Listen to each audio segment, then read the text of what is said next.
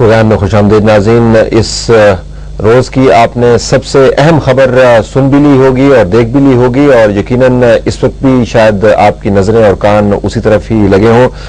ہندوستان کے تجارتی centre of activity Bombay کے اندر دہشت گردی کے واقعات، جس کے اندر ابھی تک 110 افراد کی ہلاکتوں کی خبر ہے، 314 کے قریب زخمی ہوئے ہیں. کوآرڈینیٹڈ اٹیکس تھے اور ابھی بھی ان دہشت گردوں نے یرغمال بنایا ہوا ہے بہت سے لوگوں کو، اور کلین اپ آپریشن جو ہے وہ جاری ہے. بامبے اگر آپ دیکھیں تو انتہائی اہم شہر ہے، اور اس کے اندر ایک چھوٹے سے دائرے کے اندر 7 جگہوں پر کوآرڈینیٹڈ اٹیکس ہوئے. جتھے دہشت گردوں کے آئے اور انہوں نے اٹیک کیا. سڑکوں کے اوپر وہ موجود رہے، پیٹرول پمپ کے اوپر انہوں نے اٹیک کیا، اور اس کے بعد مشہور ترین 2 ہوٹل، تاج ہوٹل اور اوبرائے ہوٹل کے اندر وہ داخل ہو گئے، اور وہاں پر فارنرز بھی موجود تھے. 6 غیر ملکیوں کی ہلاکت کی خبر بھی ہمارے سامنے ہے. یہ دہشت گرد جو ہیں یہ بھاری اسلحہ سے لیس ہیں. ان میں سے ابھی 7 کی ہلاکت کی خبر ہے.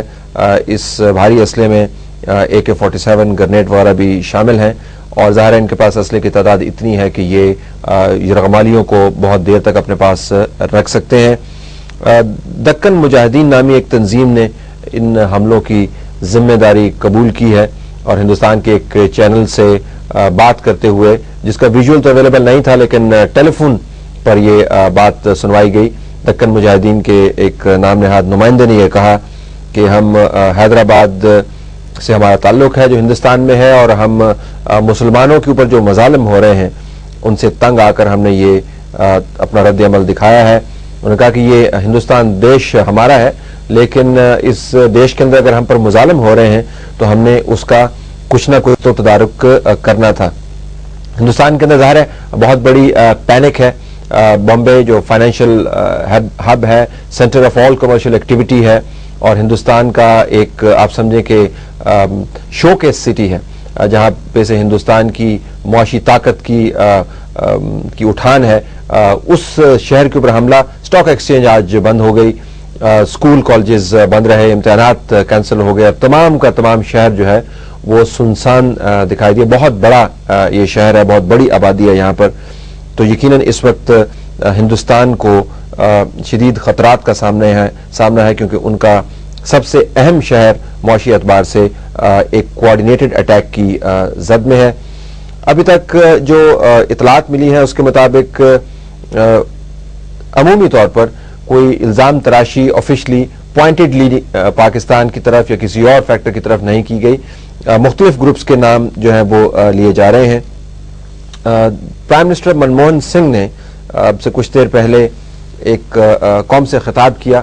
منموہن سنگھ صاحب جو ہے وہ عموماً بڑا سافٹلی بولتے ہیں، لیکن یہ دن ایسا ہے اور یہ واقعہ ایسا ہے کہ ان کا لہجہ بھی سخت تھا، اس میں بڑی فرمنس تھی، اور انہوں نے بہت سی باتیں کی ان دہشت گردوں کے بارے میں، اور اپنی قوم کو یقین دلوایا کہ وہ اس وقت کمانڈ میں ہیں اور پریشانی کی بات نہیں ہے. لیکن بین السطور جو اشارے تھے وہ بڑے اہم تھے. اس گروپ کے بارے میں جب انہوں نے بات کی تو انہوں نے کہا کہ اس کی جڑیں ہندوستان سے باہر ہیں، یعنی دکن مجاہدین کی طرف سے یہ دعویٰ کیا گیا تھا کہ ہم ہندوستان سے تعلق رکھتے ہیں. پرائم منسٹر منموہن سنگھ نے اس کو رد کر دیا، اور اس کے بعد انہوں نے ایک اہم بیان دیا. آئیے سنتے ہیں وہ اہم بیان کیا تھا. We will take up strongly with our neighbors that the use of their territory for launching attacks on us will not be tolerated, and that there would be a cost if suitable measures are not taken by them. We will take a number of measures to strengthen the hands of our police and intelligence authorities. We will curb the flow of funds to suspect organizations. We will restrict the entry of suspects into the country. We will go after these individuals and organizations and make sure that every perpetrator, organizer and supporter of terror, whatever his affiliation or religion may be, pays a heavy price for these cowardly and horrific acts against our people. یقیناً اس موقع پر کسی بھی ملک کے prime minister یا صدر سے اسی قسم کے بیان کی ہی توقع کی جا سکتی تھی. ہندوستان کے پرائم منسٹر کی طرف سے جو حوالہ ہمیں ملا ہے کہ ہم اپنے ہمسایہ ممالک سے سختی سے بات کریں گے، ان کو کہیں گے کہ ان کی سرزمین کو دہشت گردی کے لیے استعمال کیا جا رہا ہے. حوالے دو ہی بن سکتے ہیں. ہندوستان نے پچھلے چند سالوں میں دو ہی ممالک کو مورد الزام ٹھہرایا ہے. آف لیٹ بنگلہ دیش کے بارے میں بھی ان کی رائے کچھ یہی بنتی جا رہی ہے، اور دوسرا پاکستان کے بارے میں تو ان کی رائے بہت عرصے سے یہی ہے.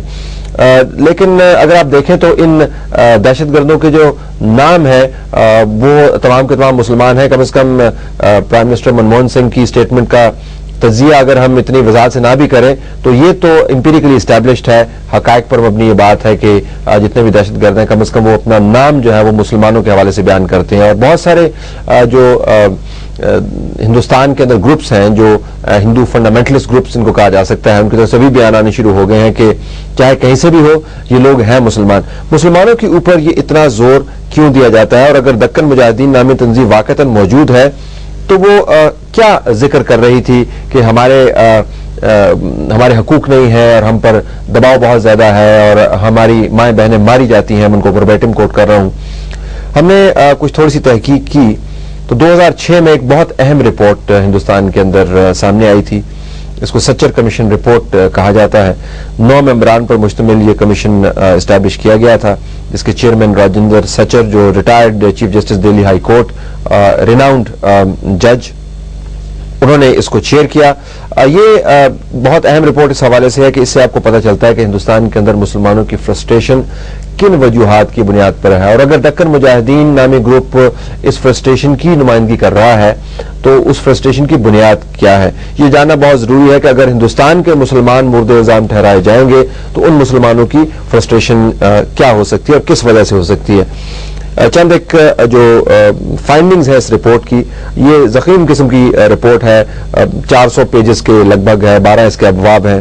ہم نے کچھ سمریز آپ کے سامنے تیار کی ہیں کہ ہندوستان میں جو رائٹ ونگ ہندو گروپس ہیں وہ مسلمانوں کے اوپر الزام تراشی کیوں کرتے ہیں اور مسلمانوں کے اندر فرسٹریشن ہندوستان کے اندر کیوں ہے، جس کی وجہ سے اس قسم کے معاملے بھی سامنے آ سکتے ہیں. 1 ارب کے لگ بھگ آبادی ہندوستان کی، اس میں 20 کروڑ کے قریب مسلمان رہتے ہیں. 22% مسلمان اتر پردیش میں رہائش پذیر ہیں، پھر مغربی بنگال، بہار، مہاراشٹرا، کیرالا، آندھرا پردیش، کرناٹکا، راجستھان، گجرات، مادھیہ پردیش، جھارکھنڈ، تامل ناڈو، دہلی، ہریانہ، اروناچل میں مسلمان آباد ہیں. یہ وہ پروونسز کے اندر پھیلے ہوئے ہیں. لیکن اگر آپ تناسب دیکھیں سرکاری نوکریوں میں حصہ، یہ میں اس رپورٹ کو کوٹ کر رہا ہوں، یہ حقائق تمام کے تمام آفیشیل رپورٹ سے لیے گئے ہیں، لہذا اس میں کسی قسم کی ڈنڈی نہیں ماری گئی، تاکہ وضاحت سے ہم بیان کر پائیں کہ مسلمانوں کی فرسٹریشن کا سورس کیا ہے. اگر اندرون طور پر یہ واقعہ ہوا ہے تو اس کی وجہ کیا بن سکتی ہے. سرکاری نوکریوں میں اگر آپ حصہ دیکھیں مسلمانوں کا تو اس رپورٹ کے مطابق حکومتی شعبے میں مسلمانوں کی بہت کم تعداد میں سرکاری نوکریاں ان کو ملتی ہیں. جب ہم بہت کم تعداد کا ذکر کرتے ہیں تو آبادی کا تناسب ایک طرف اور نوکریوں کا تناسب دوسری طرف. اور جب نوکریاں ملتی بھی ہیں تو نچلے درجے کی نوکریاں مسلمان حاصل کر پاتے ہیں. ہندوستان کے اندر ایک اصطلاح استعمال ہوتی ہے پسماندہ ترین ذات، یعنی دالت جن کو کہا جاتا ہے.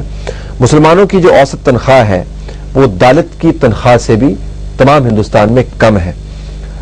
جو حکومت کے فلاحی پروگرام بنائے جاتے ہیں وہ مسلمانوں کے لیے بحیثیت کمیونٹی سب سے کم ہے اور بلکہ نہ ہونے کے برابر ہے. اس رپورٹ نے یہ بھی بتایا کہ سیاسی منتخب اداروں میں مسلمانوں کی نمائندگی ہر لیول پر بہت کم ہے.